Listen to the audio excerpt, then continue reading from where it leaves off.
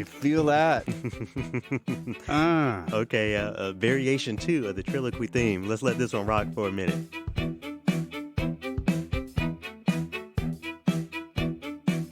That's crucial. Crucial. You're a full-fledged DJ, huh? Down in the lab. Down creating new in the sounds. lab.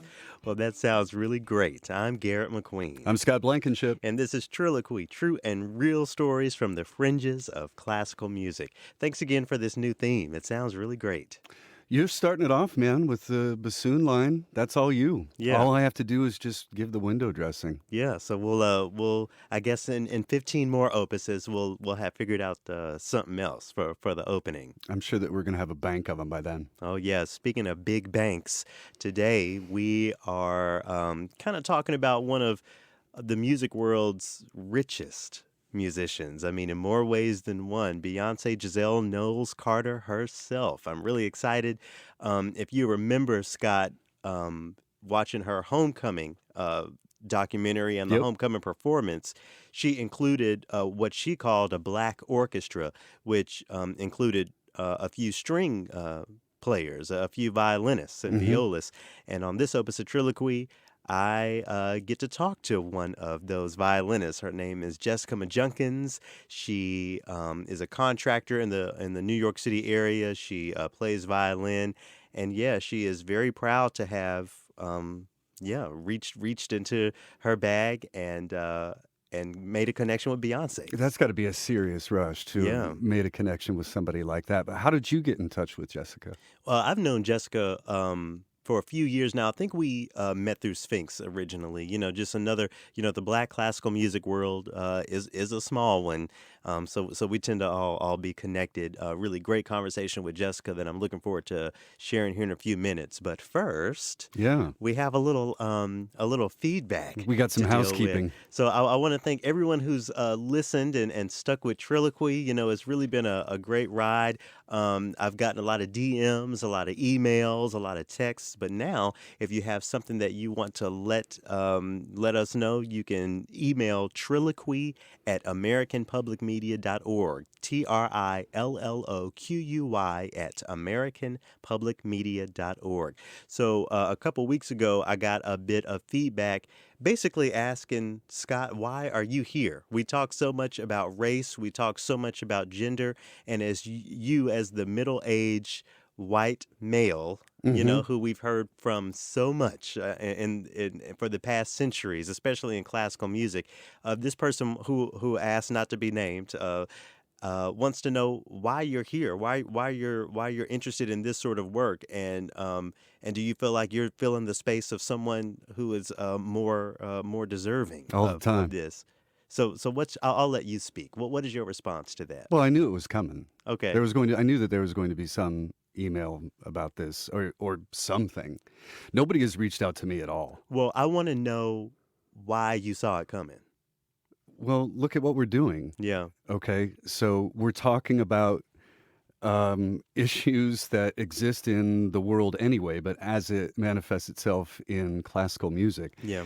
I'm a middle-aged white guy that's been announcing classical music my entire life. I am essentially part of the problem. I am part of the institution. You're the man. Right, right. So that I knew that it was coming. That somebody at some point was going to say, "What are you doing here?" So what are you doing here? Well, I would encourage that person to go all the way back and listen to our overture or the Opus 1, where I said, I realized that I'm not the one to be going out and finding these stories, but I do want to be a part of this awakening and this transition. Why do you want to be a part of it? Because that's the only way that this music is going to thrive, is if everybody is able to make it and appreciate it and listen to it and get something from it. You know, in many of our conversations, it seems like all your life you've kind of been on the fringe as far as not understanding some of these bigoted sentiments people have, or Yep. or you know, I'm right now I'm thinking back to our Juneteenth opus where you talked about how moved you were thinking about the struggles of the Somali families that have moved here to the Minnesota area, and when you talk about your upbringing and then you're working here on Trilloquy. Yeah, it seems like you've been a little woke, for lack of a better word, for a Uh, while now. I've told you before, I am about as woke as somebody who got up in the middle of the night to go to the bathroom. Sure. Okay? That's how woke I am. Okay. And listen, this is not easy.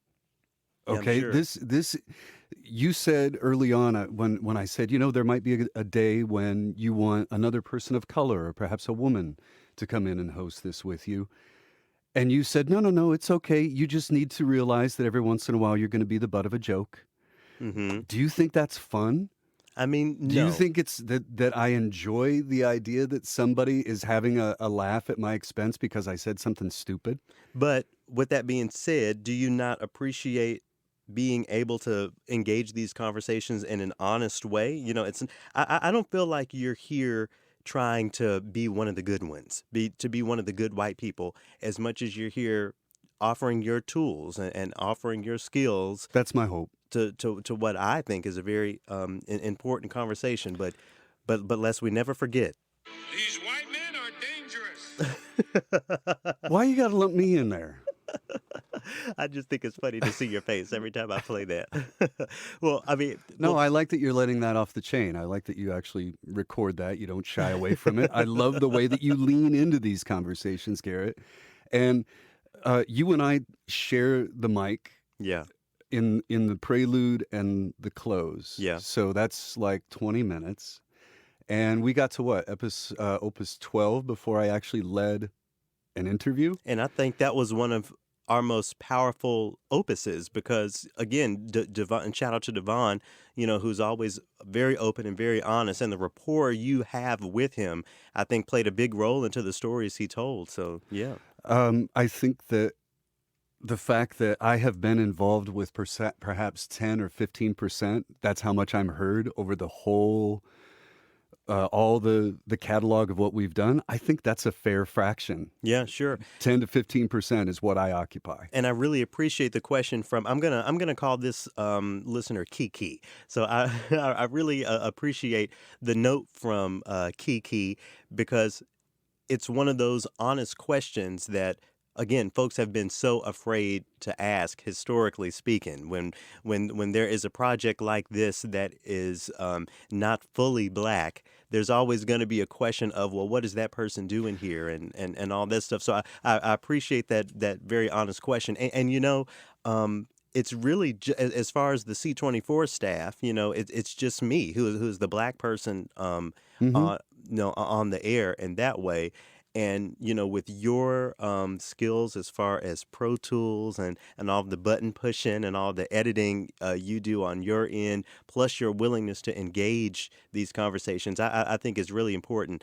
I maybe I'm trying to think exactly what, maybe a year ago, July or August, but before Trilloquy really started, having its discussions and started to get started, I said that I wanted to be a part of classical music's Jesus and Mero or Skip and Shannon, if you're Yeah, familiar with yeah. that. And Skip Bayless and Shannon Sharp definitely have very opposing views on things, very different but complementary backgrounds, and just as that show is really poignant and really interesting. I'm not a big sports guy at all, but I find the conversations engaging. Hmm. I feel like we can do the same here. We both play off each other. We come from different experiences, and we bring different audience members with us because, as you've told me in the past, there are people listening to Trilloquy because you're involved, Yeah, there's two or three. and they're, oh, stop that.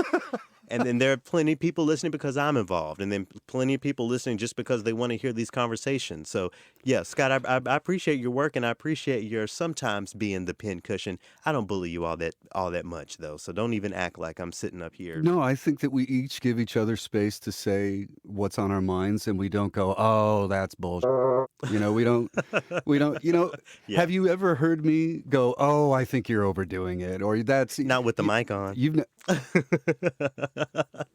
Anyway, right, so right. I mentioned Skip and Shannon, and so lately they and just about everyone in the music world and the pop industry world, even in the sports world, are talking about Beyonce's husband, Jay-Z, and his new connection with the NFL.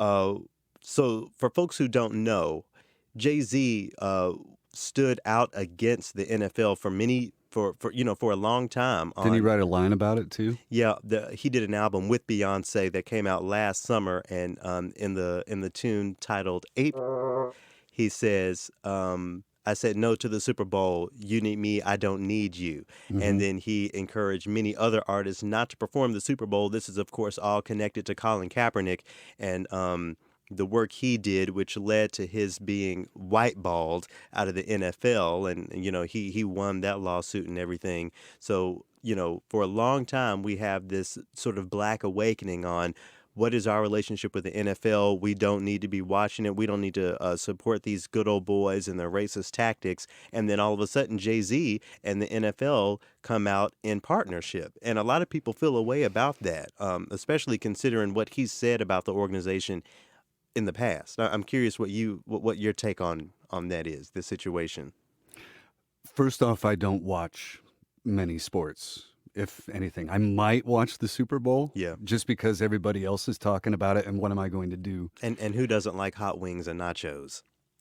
I Right. love hot wings and nachos. Always at the Super Bowl parties. But anyway, your But thoughts on the here's the thing is that the tie-in with the military hasn't always been there. The flyovers and all that kind and of that stuff. was completely construed out of somewhere because that Right. is not why he was kneeling. Right. Right. Colin Kaepernick was kneeling because white cops were killing unarmed black people. Right. So if that's what I don't understand, why people are all bent out of shape, that they want to make the argument about how he's disrespecting the flag and all the service that all these other people have given in order for him to be able to play this game.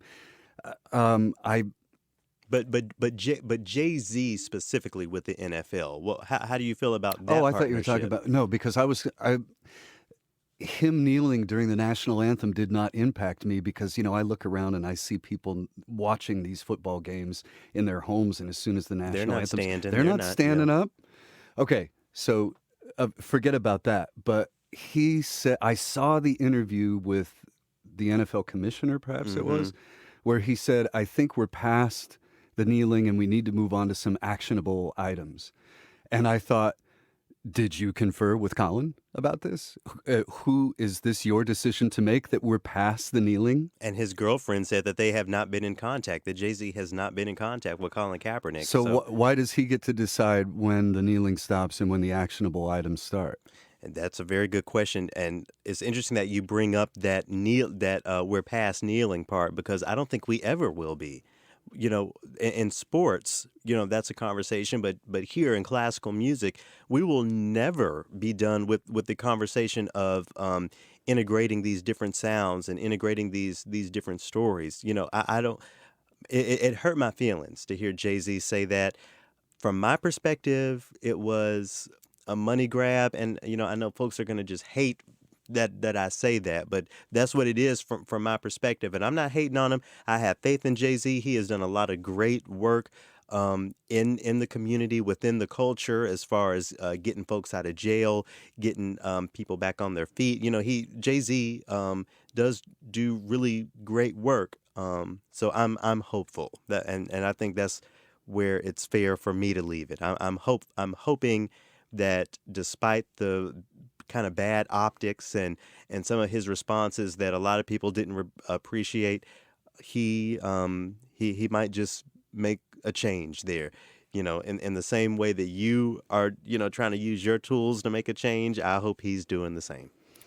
Fingers crossed. Fingers crossed. All right. I hope to be there to see the transition happen. And I think it's really interesting in all of this that Beyonce has been nowhere to be seen. How it seems like she's trying to stay away from it, but she has a lot of other really important things on her plate, including giving visibility to Black classical musicians. And that's one of the main things I talk about with Jessica McJunkins, is how these celebrities in these positions can really give voice and give visibility to people of color who play classical music or who have a background in classical music. And she did that in a really big way with homecoming, Hmm. not just uh, you know, letting people see and feel the HBCU homecoming experience, but all of the gradients of it, the dancing, the singing, and even those of us who play, stringed instruments or wind instruments, classical instruments. So I talk about that with Jessica. We talk about what it means to be a contractor in a city like New York, Yeah. the city that never sleeps, as it said. So this is the second interview that you're going to hear that's tied to the Gateways Festival. When I went to the festival after giving my opening speech, I asked Jessica McJunkins to come up to my hotel room, and we have this conversation. Lady Jess, so Hi. a very important woman once said, if you feel insignificant, you better think again, because you're part of something way bigger. What is music but that? Exactly. What is music but that? Shoot. And she's such a genius. And the first time I heard that Beyonce song, I was actually in the shower. I had my earbuds in. I had to get out of the shower to tell my boyfriend, You had I to don't care what you're emerge. doing right now. You need to turn this on. Stop. You just need to stop.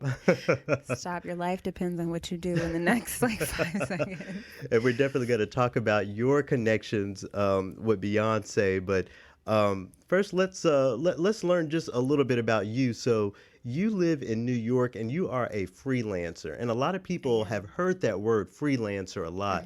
But what does it mean for the working musician in New York City, Um, other than driving yourself crazy? I'm sure. oh my God. Oof. Talk about Pandora's box. No, it's a really interesting way of life that takes a lot of nerve. And it is something that I did not think I would be living. I didn't think I would be a freelancer at this point in my life. But did you think that you would be more of the traditional orchestral musician or something else altogether? No. Well, for a while after undergrad, I spent 2 years just playing with the Charlotte Symphony and also working as an intern there. I was an intern there because I was recruited by the then director, Jonathan Martin. And I was not in school at that point. So I was literally just doing it for the experience. Yeah. And at that point, my plan was to infiltrate by way of arts administration Okay. because it offered that idea and a sense of financial security that I'd never experienced before. Yeah. When you talk about infiltration, I want you to dig more into that. Why did you use that word, infiltrate? I started using that word around the time that I started contracting because contracting enabled me to get enough of an inside view to realize that in order to really make the kind of immediate change I was impatient for and not seeing in the organizations that I looked to it for, in order to really make that change, I started to see that I had to be involved in the very upper levels of everything. Yeah. So working, with the traditional orchestras, you weren't able to decide who was coming into the space and what they were bringing with them. But as a contractor, someone who hand selects these people, you're in complete control of that. Yeah. With so many people living in New York, it seems like it'd be easy to just find the cello player you need or find the viola player. Is that the case? No. Okay. It is not. And well, actually, I take that back. It can be. If you want to just take anything. Yeah, it can be if you have a wider set of standards, which is my gracious way of saying if you will accept certain things that I simply will not. Yeah. And my choice to stick to my values, my personal values about, feeling in my gut and every little detail mattering. There always being notes. Right. Things like you dressing and how you appear and how you show up to the gig, knowing that cameras will be everywhere, knowing that in 2019 you are expected to represent a culture. So, but before we go too far, so we know why you left the, traditional orchestral world in North Carolina and went on to New York. But what are the hows behind that? How did you make, excuse me, how did you make that happen? Well, when I was playing with the Charlotte Symphony, I was a regular extra musician. Yeah. And so I had the flexibility to take other work if I needed to, because I wasn't playing every concert. I was doing most of the classics concerts, sometimes the children's series, sometimes pops. And so that flexibility meant that sometimes when the Broadway shows were touring and coming through Charlotte, I could be called to play in the pit.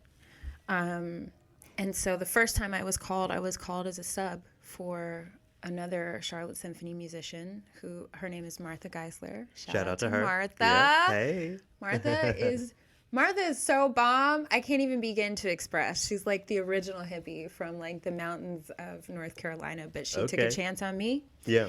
And I said, I got you. She had vertigo. Okay. And she was like, I can't do it. Yeah. Can you step in? And I promised myself I would play every note. And the show was South Pacific. Yeah. Yeah. And it was like, there's no way to describe what it was like. But I really did play every note. And then what happened after you played each and every one of those notes? The conductor noticed and he said, who are you? What are you doing? And I said, I'm freelancing in Charlotte, but I am really trying to get to New York, and I'll probably be applying to a grad program up there if I can, because that's the only way I know that I'll be able to like move there. And he was like, well, when you get there, call us. And you got there. And I got there, and I called them, and within a week and a half of me being in New York, I was the workshop violinist for Chaplin, the musical. Wow. Yeah. You never know what gig, Right. what It's really specific crazy moment is how going to that be the works. one. And people think that that's a cliche, but like, I kid you, I'm sorry. Oh, you I go kid you not. sing your like, song. That's the gospel truth. You really just never know. And the difference so much of the time when I'm hiring somebody, I'm hiring the person that knows that is Yeah. aware of that, versus the person who's on the gig and only concerned with street cred. How do you begin to find these people that you need to contract? Is there musician listings somewhere? Is there a Craigslist for musicians? No, there's not. There's social media, actually. Yeah. And that's interesting because so many people are trying to get further and further away from social media these days. Yeah, I'm part of that group. Okay. But I can't, because Yeah. that's how you find people so much of the time. I could literally throw up a post, and because people know that I contract and people know who I play with, it helps with the quick response, you know? That is a benefit, I will say, Yeah. that has been welcome. Because I am social when I need to be, and I'm good at the internet. Yeah. But I am extremely introverted. And so I have to really parcel out the time that I spend online, Yeah. which is why I miss a lot. I miss a lot of DMs. Yeah. Shout out to everyone for their patience. Mm-hmm. But it's just how my brain works, because being online takes a tremendous amount of energy. What are the I'm curious, there are nerves behind getting on stage and playing all those notes, but I'm sure there are nerves behind, oh my goodness, am I going to have these musicians contracted in time for this gig? Yeah. Like how do you handle that pressure?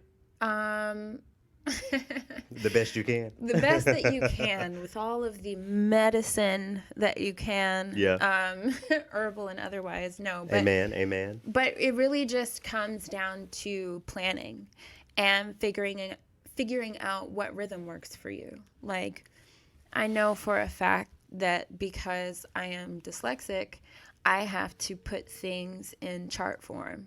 So friends of mine who've been to my house can laughingly tell you, I usually have like seating charts and flow charts and stuff that I draw in marker on big white sheets all around my apartment, because that's the way that I can organize what I'm doing. Sometimes I have to contract several things at once, like for the Sheds opening in New York, I was contracting 3 groups and playing in one of them. Oh, wow. And playing in a show at the Kennedy Center on the same night that I was contracting my sister performing with 10 cellists for the Julius Eastman. Ooh. And so Joan of Arc. So it was just like, you have to know what works for you in order for that to work. Yeah. You know what I mean? Mm-hmm. So the more planning I can do in the way that's comfortable to me, the cooler I can be on the day of. Right. And that's just something that I learned, I think, from my parents, because my parents were also freelancers when we were growing up. So when did you get your first contracting gig that involved TV? Oh, God. Oh, that was actually, I believe that was Lauryn Hill. Was on Fallon. Did she show up? Was she on time? Oh, Well, she yeah. wasn't on time. Yeah, surely. no. She was there. Was? Yeah. Okay. Everything went down. No, Okay.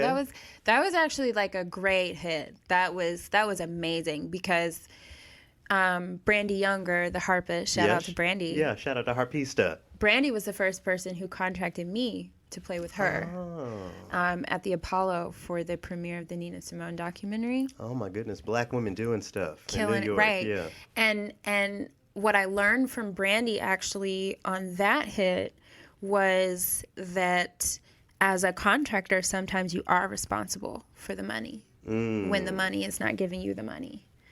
And that actually scared the shit out of me I'm sure. at the time. But it was so bossy of her. Yeah. I was like, Yeah. what? Yes. So it was very cool to contract for her for that show and to contract Brandy and horns and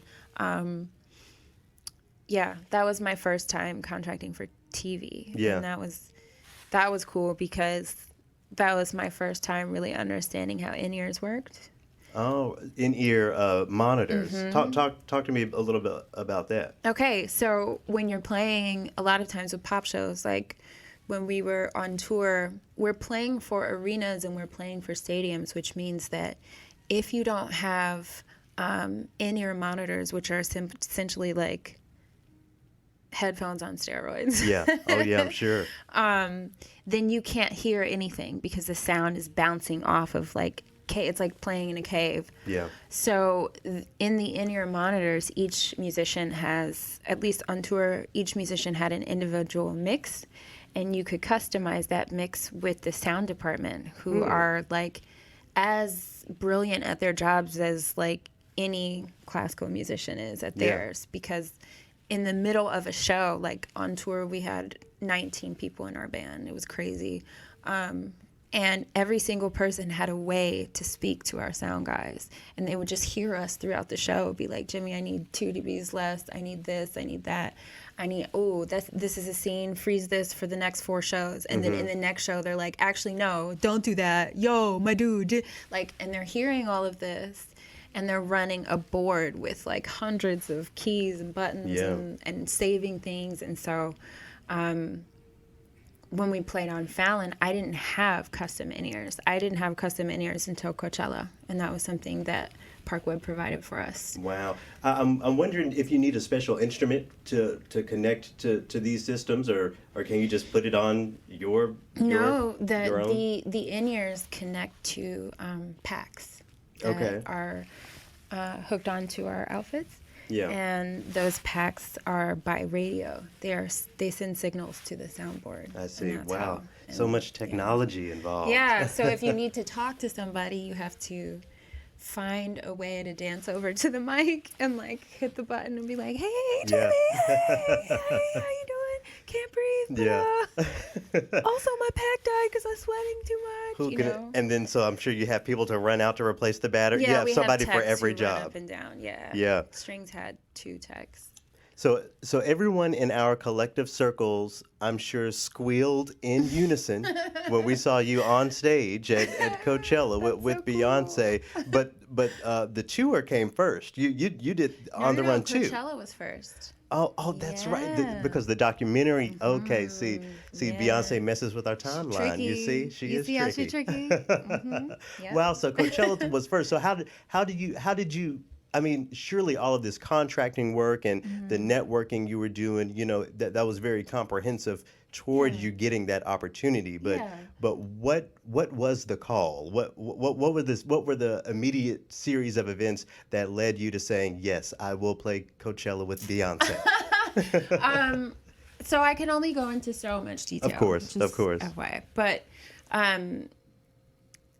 I was called the first time to play for her in 2016 for the title show. Oh, that's right. Yeah. Where she did Haunt Me and the braid and like the braid caught her ear, like that whole thing. I actually got the flu in the cab on the way to the first rehearsal. Threw up in the back of the cab. Was like, you know what? I got it. The homage. Yeah. Showed up and like, without giving too much away, they were just like, listen, we got you. They had all the medicine I needed just like right there. It was amazing. But yeah, so that was the first time. And the one thing I will say about working with her is that she's very loyal. And it is like a family, you know. That's what it sounds like, because when I look at, when I look at the folks that did the tour, and then the folks that did, the Coachella, and then I look at some of the music videos, I see a lot of familiar faces. Yeah. I mean, what does that mean to you for, for this icon to really be dedicated to making sure that her team is her team? Yeah. I mean, well, I've worked with a lot of artists at this point, and I can say that few of them have had that sense of family. You can feel it right away. And the first thing, RMD is Derek Dixie, and the first thing he said was, "Welcome to the family." Like, that's literally how he addressed us. Wow.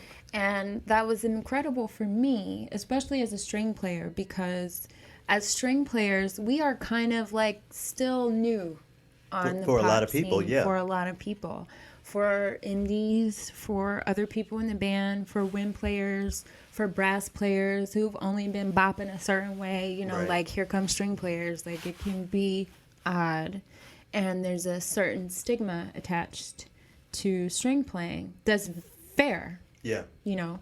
And so for us, it's not the typical setup either. Yeah. Wind players who have been learning things orally for their whole lives.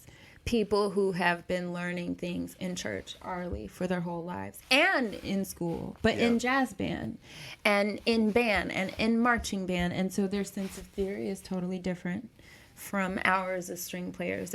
Their way of learning music is different. Like, we were all like writing things on napkins and having to ask techs to get sheet music for us so we could like scribble stuff down really fast, and then eventually you just learn, like, you have to assimilate. Yeah. There's no time. I want to dive into that a little more when you talk about you're showing up to Beyonce's homecoming with a violin, and then there's someone playing the sousaphone who has never even seen that.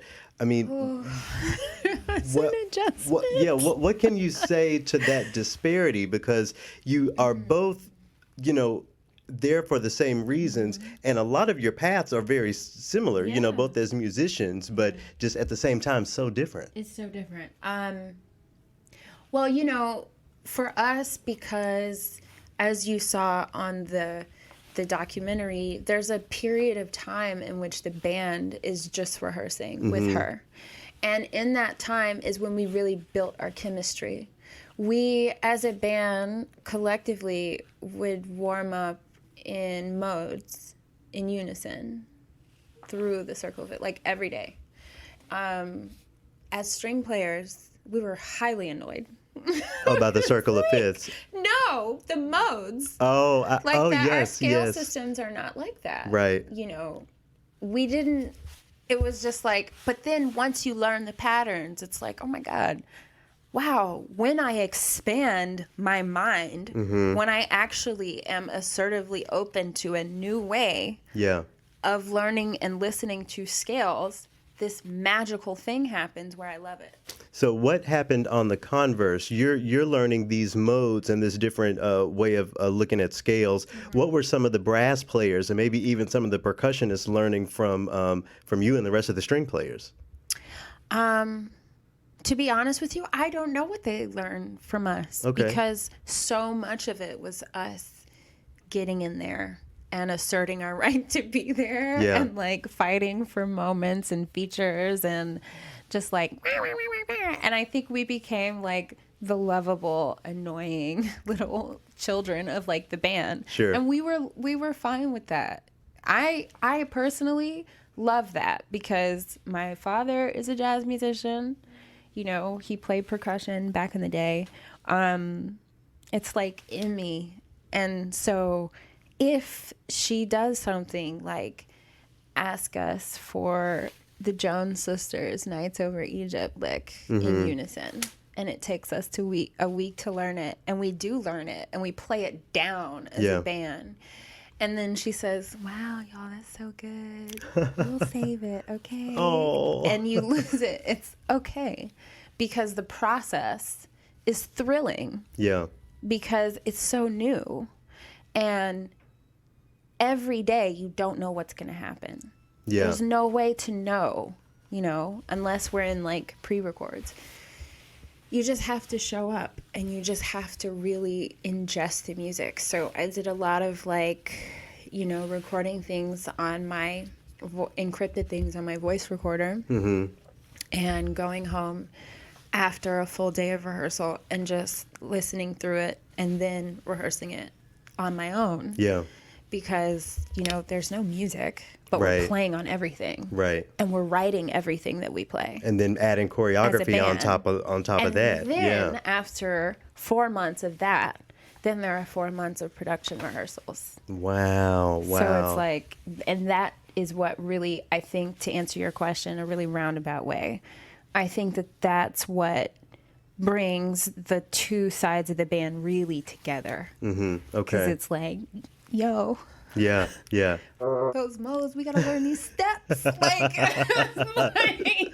It has. yo, It has. we're on the pyramid now. Like, It has to be so hard going home and not. Well, I'm sure it's not hard to respect your NDA, but No, there that has was great. there has to be pressure behind, or not pressure, but I don't know. I feel like I have this treasure that I just that no one can't no one can see this yet, but this is so, I don't know. I can't imagine being in the position of having to work so hard for so long on something you can share with no one.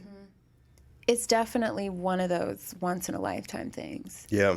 Because it feels so underground. And I just, at this point in my life, that was the best thing for me. Yeah. I loved that restriction. Yeah. I was just like, I don't have to tell nobody nothing. Mm-hmm. I say Shout B. out Lil Nas X. Exactly. I say B, and I can't tell you anything else. And they go, oh, okay. Uh-huh. And that's it. And, you're so well taken care of. Yeah. She makes it so that you can completely give yourself to this project. Yeah. And I've never in my life to this point ever been able to engage fully in a project before Yeah. Coachella. One of the quotes from Beyonce that really resonated me on that documentary was she wanted to create a space where no one was marginalized. Yeah. What do you think that would look like on the orchestral side of things? Does that exist? Is Gateways that? In your opinion, of course. The difference between Gateways and Coachella is that Coachella matters within the cultural shift context, within the market leaves. Gateway still feels, for as beautiful as it is beautiful for us. Yeah. Because it's a release for us. Yeah. It's a safe space for us. But I feel, without taking anything away from it, that in the long run, I question how it really matters. And I question how much the people that can change things really give a about Gateways. Yeah. Yeah. For real. Because, at the end of, and this is something that I toy with all the time, we are all Black musicians Yeah. up here playing this music. And some of the music is by us, Yeah, but we yeah. also play a lot of music by the Rachmaninoffs and the other folks. Yeah. What does that mean to you? Because, and I ask that because going back to Coachella, whether it was a straight up Beyonce song or something that she sampled from someone else, it all felt very Black through Yeah. and through. Yeah, yeah, yeah. And it seems like that's more challenging to do on the orchestral side, even here at Gateways. It is, because the orchestral field has narrowed itself in the way that it has. And it takes much longer, I find, for classical music to catch up to the other disciplines. The irony is that when we did Coachella, musically, I felt home. Yeah. And when I play classical music, I love it with everything. It's my, it's beyond, classical music isn't dead to me. Yeah. To me, in Yeah. me, it's not. The people, I don't care. Sure. But the music itself is not dead to me. And I get the same rush that I got during Coachella, but so much of it was conditioned and forced and painful. And every single step of the Coachella preparation process, in the hardest days, in the longest days, sweating the most, we went plant-based, the hell, like The whole. the entire band. We did it together. Wow. Okay. We did it together. Brava. And, she didn't make us. This was our choice. Yeah. And like through all of that felt more just like home to me than anything that I've done with classical music. And that's hard. That's a hard thing to really like be real about with yourself. Yeah. Because it feels like you're betraying some sense of community or some sense of pride. And no, that's not what it is at all. I mean, it's just in this age, to be culturally relevant is to be fiscally secure. If you're not, nobody gives it. The end. Yeah. And that is becoming the norm. And that is a shifting standard. And shifting standards cause paranoia, and paranoia causes all kinds of spirals. Yeah.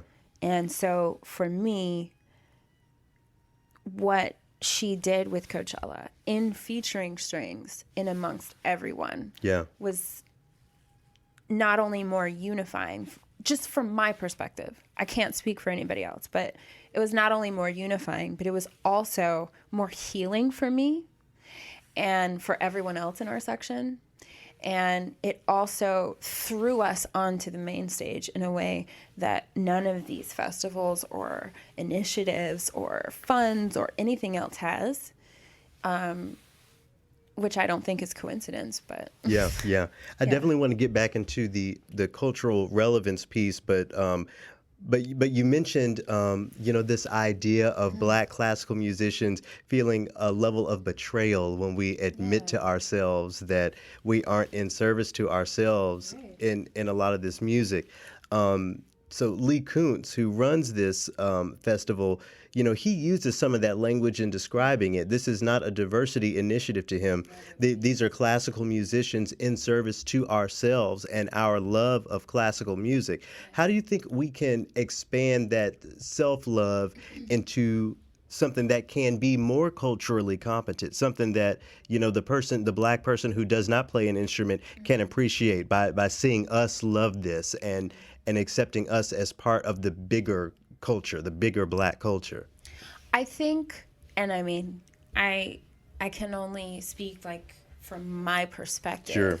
But as someone who is classically trained, but does it, I feel like I really do an equal amount of like all the different types of and it all requires me to be at a very high level, and I have intentionally worked that way since school. So but that's the Black way. We have to we have to gotta know make everything. it work. We have to. I mean, I've been on my own since I was 19, so it has had to just work how it's gonna work. Yeah. You know what I'm saying? And because people prejudge light skin, plays at Sphinx occasionally, gateways, violinists. It's like, and it's like, no. It's like you have no clue. Right. So I think that perhaps the key is being able to find a way to make what we're doing culturally relevant without crossing the line into gimmick. And that's so hard. Yeah, talk specifically about that, the gimmick or the pandering that so much of classical music tries to do. So many well-intentioned people fail so profoundly. The road to hell is lined with good intentions, right? Yeah, and it's like, it doesn't have to be this way. It really does come down to, who do you have on your board? Yeah. Who do you have making the decisions about who makes the hiring decisions and who is making the hiring decisions? And this gets back to, your contracting and why you left Charlotte. Yeah. As much as you find people who don't want you around in classical music, you also find people who have found a way to make themselves marketable in a way that isn't necessarily helpful to us as a whole. Yeah. And so there's just all these different nuances, all these minefields, And so I think connecting with the community in a way that is not a charity, that's not the charity aesthetic, which I'm sorry, but there's no way to avoid that in a nonprofit model. Yeah.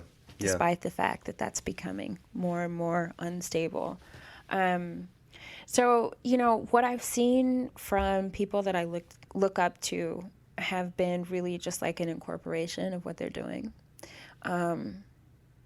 Not being afraid of a corporate model. Owning your property, your artistic property. Yeah, that. Really putting out solid bodies of work as composers, as instrumentalists who are composing. I have to say, I would never be writing my own stuff if it wasn't for the way that we learn the shows for Coachella and the tour. Yeah. I wouldn't be doing it because music did not feel like candy to me until all of that. And then I was like, oh, we're arranging? Ooh, but I have these ideas. Ooh, but I want, I would never have gone there if it were not for that. I'm sure there is the... I know I'm rambling. I'm sorry. Oh no, you're great. I'm sure there's the 8 or 9-year-old black girl playing the violin somewhere who saw Coachella, who saw y'all up there, and felt so validated. It seems like to me that could be multiplied, by thousands if more leaders, if more artists would take advantage of really tying in all of blackness into what they're doing. And of course, there's only one Beyonce. Period. But there are other, artists who have taken on, other endeavors, financial and otherwise. And man, it seems like we could really create something if Drake would do something like. I hate to bring up his name, talk about Beyonce these days, but or anybody, any black artist, any black leader who is just in public sight. Yeah. How validating it would be for them to put us black musicians out there into the culture like Beyonce did. Yeah. I think that the big thing, she did 2 things. No, she did 3 things. First of all, she did Coachella, period. Yep. She featured us the way she did for Coachella, period. But really the thing that I think took it to the next level as far as like breaking new ground is concerned is that she took the strings on tour. Mm-hmm. And while we were on tour, we recorded Everything Is Love. And everybody had credits. I had 2 real credits. You did? And they were nominated for Grammys thanks to them. And I cannot tell you the countless projects I've recorded on that I have never heard. I won't hear, or it's on Spotify and there's no credit. Mm-hmm. Or in the case of a famous artist Sure. Yes, who I I understand. recorded Sure. for and did not get paid until a year and a half later. And in the time that we were waiting, our project was released on Spotify and Wow. on Tidal, and we were never given credit. And that's Wow. not Spotify or Tidal's fault. That's that artist's fault. So in addition to That's you know very this normal exposure, in our you have to world. be responsible and, Yeah. and make sure you're You have to be handling. assertive about your Yeah. like Yeah. that's your stuff. You know what I'm saying? Like street cred is cute. In 2019, that's Yeah, what people clout, as have. they say it's now. clout. Yeah. Is that what it is? Yeah, Ooh, I I've think aged that's what the kids. I think that's myself. what the kids are They saying now. say clout. You know, Offset said, "Do anything for clout." Oh, facts. I need to ask Caitlin and Aaron and them. Shout out. Cute. No, clout.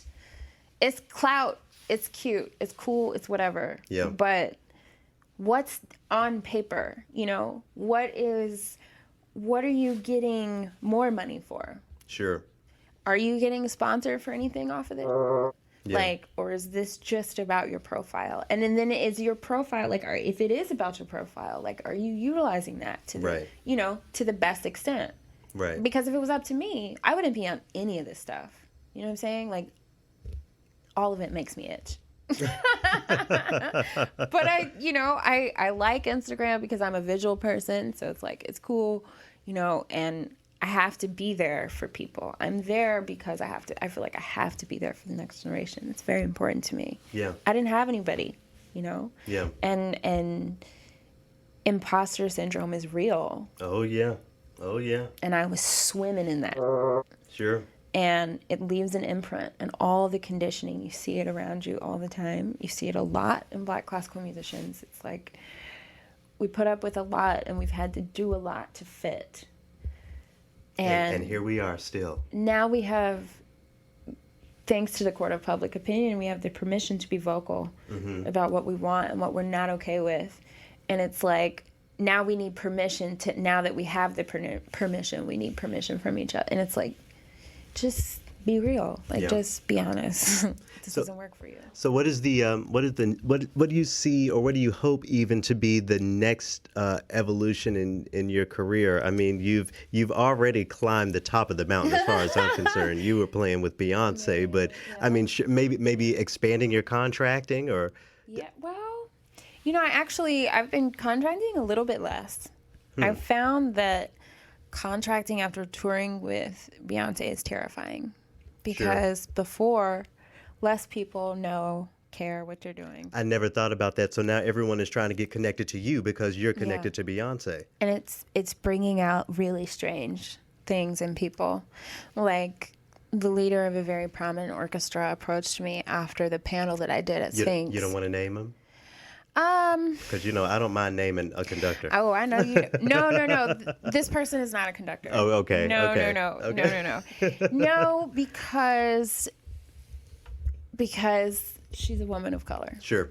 Yeah. Sure. So I won't name names, but I will say that as I got off stage, this woman, really tried to get on the Beyonce train through me, while like consistently shooting down my attempts at finding out why, after numerous recommendations, I hadn't been asked to play. And I was like, oh, great, she's approaching me. Cool, I want to talk to her anyway. Yeah. Because, you know, I like to play. You know what I'm saying? I mean, like, this group is doing really cool things and doing really cool things in really cool places. And, like, I'm just craving good orchestral music. Yeah. You know, I'm not a full-time orchestral musician. Orchestras are in the shitter right now. So, like, unless you're, like, playing with a really good freelance group regularly, and there are very few of those, you know. And for me, because I was away for so long, like, I was just craving orchestral stuff. Yeah. And But you have to sift through, again, the people looking for the clout, You looking for do. the connection. And so I knew for a fact through a connection, like, that several people have been like, hey, call, you know, hey. And I knew that it was like a class thing. Yeah. And it was hard because it was like European versus American class thing. Yeah. And I was calling her on it Oh. straight through the conversation. But because she's a woman of color, it's like, how do you... And I'm doing it because I'm shady as shit. And I'm calling her on, like, as she's saying things, like she's literally lying. And I'm like, but, oh yeah, but I saw, oh yeah, so-and-so told me that. Oh yeah, you said, oh, because what actually... And... See, I know who you're talking about at this point. Right. And when she realized that it wasn't going to happen, Yeah. there was just like this retreat, like literally walking backwards. And it felt terrible to me Sure. because I was like, I had an idea of you. I had a whole conception of you, and you represented so many dope. Like, you have such a platform. This could have been such a great opportunity. And at the same time, it was like, I don't know white people that have openly shaded me in that way. I mean, purposefully used you as a stepping stool, Yeah. basically. Yeah. To try to get where they are. I mean, it was just like, holy, like you have no sense of shame, like, and it just put and that was right after the panel, and the panel felt so good, Yeah. you know. Yeah. And I was like, damn it, why do we do this, you know? It's the whole crabs in a bucket In a syndrome. barrel, yeah. and- I mean, so I think But no one told us that there wasn't supposed to be a bucket. exactly, because this is supposed to be the safe space, Yeah. you know, and it's like, you can be your safe space, and it sucks that that's where we are, but we have to be very realistic about where we are Yeah. in 2019. You have your tribe, and you have the world that you create, and the world that you assert, and the person that who you are when you show up to the gig, and that's really all you have. Yeah. You know what I'm saying? Yeah. Well, you've been so generous with your time. In closing, I know you can't pick a favorite Beyonce song, and I can't pick a favorite Beyonce song, but I'll tell you, the one that's been hitting lately. I can tell you my and I'm current- wearing one of my Beyonce T-shirts I right love now. it. I love it. It's a Coachella shirt. The song that's been hitting with me lately is "I Care." That has really been hitting. Oh, yeah. So is there a song that there's someone listening to this right now who has never taken the time to listen to anything by Beyonce unless it's, Crazy in Love, Single Lady. So what is a B-side, pun intended, that you would suggest to someone who doesn't really know who Beyonce is? Well, it depends on what you want. For me, So let's say for the sake of this, something to put on while you're, relaxing, while you're getting, because that's how a lot of people treat classical music. So right. So While what you're is getting ready? yeah? So what is a Beyonce tune that's going to get someone settled down at 7:30 p.m., 8 p.m.? I really love 4. Yes. And I Yes. feel like people Overlook that album. overlook Yeah, that album. I agree. And I love 4. And when I first moved to New York, in that first week, it was the first week I tried running, and I fucking hated running so much. And now I need it, but back, I didn't know how to breathe then. So it was like pulling teeth, but I knew I just needed to get out because the experience of moving to New York was so dramatic and so stress-inducing. Yeah. And I was apartment sitting for a professor at NYU, right? It was the summer before I started there for grad school, and she was crazy, but her apartment was so beautiful. It was in Brooklyn Heights. And so I was cat sitting at her place and watching her place. And so I was like, well, I'm in Brooklyn Heights, it's beautiful. This is a perfect place to start and learn how to run. And so 4 had just come out, and I think I Care is on 4, isn't it? I Care Yeah. is on 4. Party, but just 1+1. Yeah. I was like, oh my God. Yeah. just that in itself. Just that. Because I'd never heard her like that before. Just something about that album feels so intimate. Yeah. So I would definitely suggest 4. And then I would suggest the latest. I would suggest The Gift. Because The Gift is my favorite of all right now. And that's what we started with, Bigger from Oh The my Gift. God, yes. Shout out to Stephanie Matthews, who did the strings arranging Yes. for Yes. that. Yeah. Yeah, absolutely. With Derek. Yeah. Yeah. Yeah. Well, Jess, thank you so much. It's been a pleasure. Yes, thank you for having me. Jessica McJunkins in conversation with Garrett McQueen here on Trilloquy. I'm officially a fan Of Jessica? of Jessica, you bet. Yeah, and we don't have a whole bunch of time to kind of dive into everything she was saying, but one thing I definitely wanted to bring back up was her point of cultural relevance equaling fiscal security. Say more about that. And Yeah. when we were in the prelude talking about Jay-Z, it's his fiscal security that has given him the cultural relevance that has connected him with all of these different initiatives, including the NFL. And as much as I hate the idea that you have to have money to make a difference, because you don't, having that fiscal security definitely gives you the freedom to say what you want and do what you want. You're not worried about what your boss thinks about your work. You're not worried about what these other people are thinking about your initiatives, because you're fiscally secure, and through that security comes cultural relevance and the power to really do what you want. I think that was a very poignant thing she said there. So then, following that logic, now the NFL has a direct line into Our culture, the black culture. which Holy. well, yeah, we don't have time to dig into that today, but we will another time. But you're making that connection is exactly the problem a lot of people have. But shout out to Jessica. I really appreciated her. She probably told us much more than she had to, because I know Beyonce holds all of her cards very close to the chest. So yeah, big shout out to Jessica, and a huge thanks for her to taking the time during the Gateways Festival to talk with me. We're going to hear a little more from the Gateways Festival in a future opus, but next time I'm actually chatting with a woman named Vanessa Rose. She heads the American Composers Forum, which a lot of people who listen to classical music would recognize probably from the daily writers, what's it called? Composer's Date Book, Yep. where the American Composers Forum reminds you that all music was once new.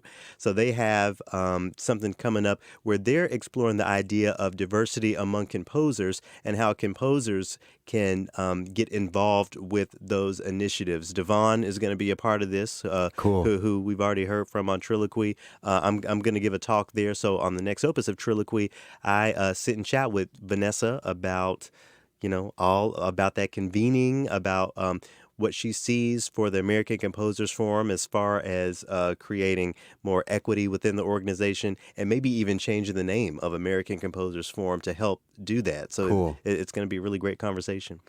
Listen for it next time on Trilloquy. My favorite Beyonce song is Formation. Remember, you can get in touch with us through trilloquy.org or send us an email. It's TRILLOQUY at AmericanPublicMedia.org. Come on, ladies, let's get in formation.